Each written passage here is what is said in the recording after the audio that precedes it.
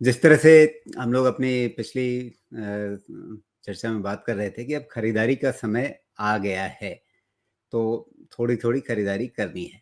लेकिन थोड़ी-सी खरीदारी में ही बाज़ार इस तरह से एकदम पलट जाएगा, आगे ज़्यादा मौके नहीं देगा, अ, या अभी पलटा नहीं है, अभी फिर मौके मिलेंगे? क्या लग रहा है?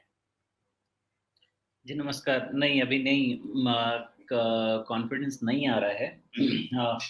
एक इम्पॉर्टेंट चीज़ जो फैक्टर नहीं हो पा रहा है डेटा में किसी भी तरीके से बिकॉज़ डेटा में ऐसा स्केप्टिसिज़्म है कि ना वो निगलते बन रहा है, ना वो उगलते बन रहा है, ऐसा सिचुएशन है। तो मार्केट का डायरेक्शन कह रहा है गिरना चाहिए और धमाधम गिरना चाहिए।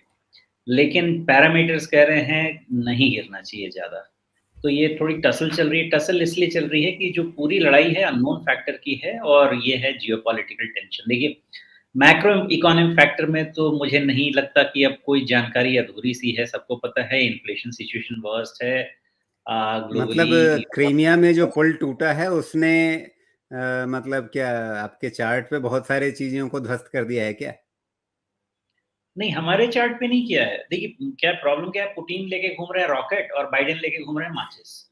तो प्रॉब्लम यहीं पे है, पुतिन रॉकेट लेके घूम रहे हैं, माचिस लगाने वाले नहीं हैं, लेकिन ये बाइडेन माचिस लगा के रहेगा, प्रॉब्लम यहाँ पे है।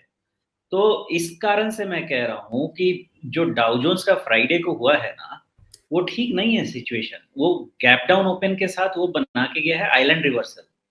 अब पूरा का पूरा दिमाग आप लगा लीजिए, अब आइलैंड रिवर्सल बन गया है, तो बन गया, हम क्या करें? जब तक 30,000 टूट गया था और 30,000 के नीचे आइलैंड रिवर्सल बना है।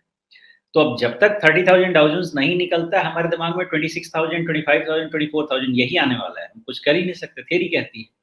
अब जिस दिन रिवर्स होगा स्ट्रक्चर होगा, लेकिन पहला चीज़ यही है कि जो कह रहा है कि कॉशन दे के गया है फ्राइडे का डेटा, दे के गया है।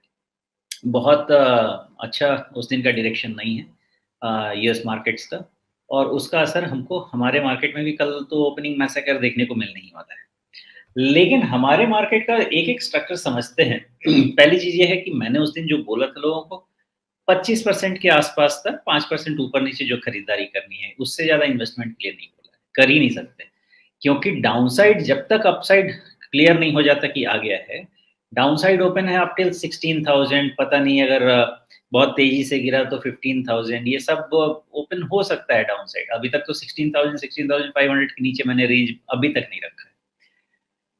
लेकिन सिचुएशन ऐसा है, अब डाउ जोन्स और एस&पी का आपको बता दिया और जियोपॉलिटिकल रिस्क यहाँ पे मेन मुझे नज़र आता है। मुझे मैक्रो इकोनॉमिक रिस्क बहुत ज़्यादा डेटा में फैक्टर नहीं करना है, बिकॉज़ वो जगज़ाहिर है कि कोई भी इकोनॉमिस्ट यूएस को तो फिलहाल नहीं बचा सकता है। वो अपने आप ही वहाँ की जनता बचाएगी जब कंजम्पशन एक्सपेंडिचर वहाँ पे कम होगा और वो अभी नहीं होगा। हमारे मार्केट का सिचुएशन देखिए। डॉलर इंडेक्स का जिस तरह का बिहेवियर है और उसके अगेंस्ट में रुपी का जो बिहेवियर है और उसके साथ में जो ओपेक प्लस की मीटिंग के बाद क्रूड ऑयल का जो बिहेवियर है, ये हमारे मार्केट के लिए भी ओवरनाइट नेगेटिव सेंटिमेंट लेके आया है। बिकॉज़ हमारा सिचुएशन ऐसा था कि हमारी करेंसी ग्लोबल करेंसी के against rather as compared to global currency dollar के अगेंस्ट कम डेप्रिशिएट कर रही थी। ओके। दूसरा फ़ायदा क्या था हमारे को कि अगर 80-83 के रेंज में रुपी रहती भी है, तो भी अगर ऑयल 80 की तरफ जा रहा है ब्रेंट क्रूड, तो हमको वहाँ से फ़ायदा मिलने वाला है। साथ में रशिया ने और चीप ऑयल ऑफ़र किया है अपने को। ये हमारे सेंटिमेंट के साथ ठीक बैठ रहा था। लेकिन जब ओपेक प्लस की मीटिंग के बाद 2 मिलियन बैरल पर डे का कट हुआ है और उसके बाद 82 एंड हाफ के बाद जो ब्रेंट सीधा 100 की तरफ गया है, वहाँ पे प्रॉब्लम हो गई हमारे मार्केट को बिकॉज़ आरबीआई गवर्नर ने फैक्टर किया हुआ है $100 का ऑयल। और अब वहाँ पे आ गए तो हमारा जो बेनिफिट था वो नेगेट हो गया। अब हम नेट-नेट न्यूट्रल ज़ोन में आ गए हैं as per the latest factoring of RBI governor for inflation projection. तो अब यहाँ जो हमको बेनिफिट मिल रहा था जिसके कारण निफ्टी का हम करेक्शन रोक सकते थे शायद 17-16.5 के रेंज में हमको ओपन रखना है। कब तक ओपन रखना है?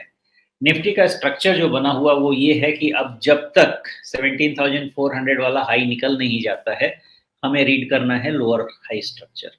लोअर लो नहीं बना है, लोअर हाई स्ट्रक्चर रीड करना है। लोअर लो स्ट्रक्चर रीड करने के लिए 16,800 के नीचे का क्लोज चाहिए। तो मतलब फिलहाल जो इन्फरेंस हमको निकालना वो ये है कि 16,800 से 17,400 का रेंज अभी निफ्टी ने आइडेंटिफाई कर लिया है। जब तक ब्रेक नहीं होता है इधर साइड, कोई बड़ा कॉल लेने की भी जरूरत नहीं है, बिकॉज पैरामीटर्स पे इतना नेगेटिव नहीं आ रहा है, apart from the fact that structure negative है, फ्यूचर नेगेटिव हो रहा है निफ्टी, ये थोड़ी तकलीफ की बात है। लेकिन निफ्टी बैंक फ्यूचर नेगेटिव अभी तक नहीं हुआ है, हो जाएगा कब? निफ्टी बैंक ने 40,000 जो रियल प्रॉब्लम था उसको रियल प्रॉब्लम बना के रखा है। तो जब तक 40,000 के ऊपर निफ्टी बैंक नहीं क्लोज लेती है, ये भी लोअर हाई और लोअर लो स्ट्रक्चर में चेंज हो सकता है। तो ये जब जो कुछ भी होने वाला है अगले 2-3-4 हफ्ते में होने वाला है, कारण क्या आएंगे। तो निफ्टी बैंक के साथ अभी 37,500 और 40,000 का रेंज मान के चलिए, कोई अभी भाग दौड़ नहीं करना है, ये रेंज की इधर उधर जाएगा तो डिसीजन लेंगे क्या करना है।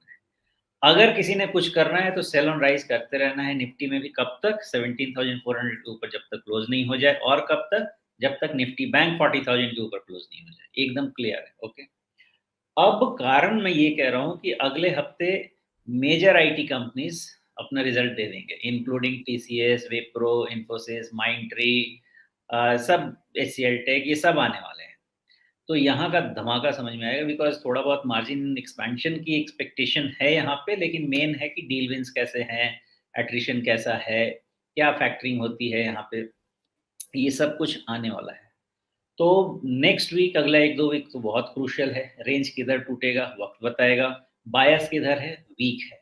तो फिलहाल यही लेके चलना है, और जो भी 25-30% का इन्वेस्टमेंट किया ओके है, होल्ड कीजिए, अब चुपचाप बैठे रहिए, डायरेक्शन का वेट करना है, या तो टुवर्ड्स 16,000 हमको ओवरऑल देखना पड़ेगा खरीदारी करने के लिए। क्यों, वो समझाता हूँ।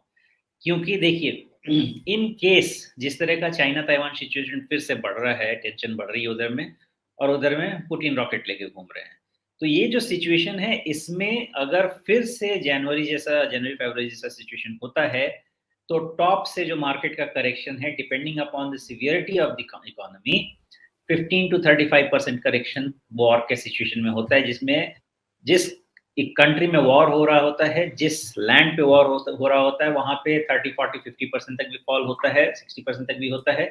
जो इम्पैक्टेड कंट्रीज हैं उसमें 15 to 35% तक इम्पैक्ट हो सकता है, डिपेंडिंग अपॉन उन पे कैसा इम्पैक्ट है। तो उस चीज के लिए तैयार करने के लिए हमको ये भी मान के चलना होगा कि in case of the eventuality, जिस तरह के ये लोग लड़ाई कर रहे हैं, अगर कुछ अगले एक आध महीने में, बिकॉज जिपिंग भी आ जाएंगे अक्टूबर के बाद, उनका भी टर्म क्लियर हो जाएगा, डेट तो याद नहीं, 18 अक्टूबर है, उसके बाद जिपिंग का क्लियर हो जाएगा। उधर में नॉर्थ कोरिया जापान के ऊपर मिसाइल मार रहा है, इधर में पुतिन तो चालू ही है। तो ये सिचुएशन ऐसा है कि अपने को वॉर वाला भी चीज फैक्टर करना है। तो वॉर वाला चीज फैक्टर करने के लिए हमें निफ्टी अप टिल 15,000 तक 14,000 तक फैक्टर करके चलना है इन केस ऑफ वॉर।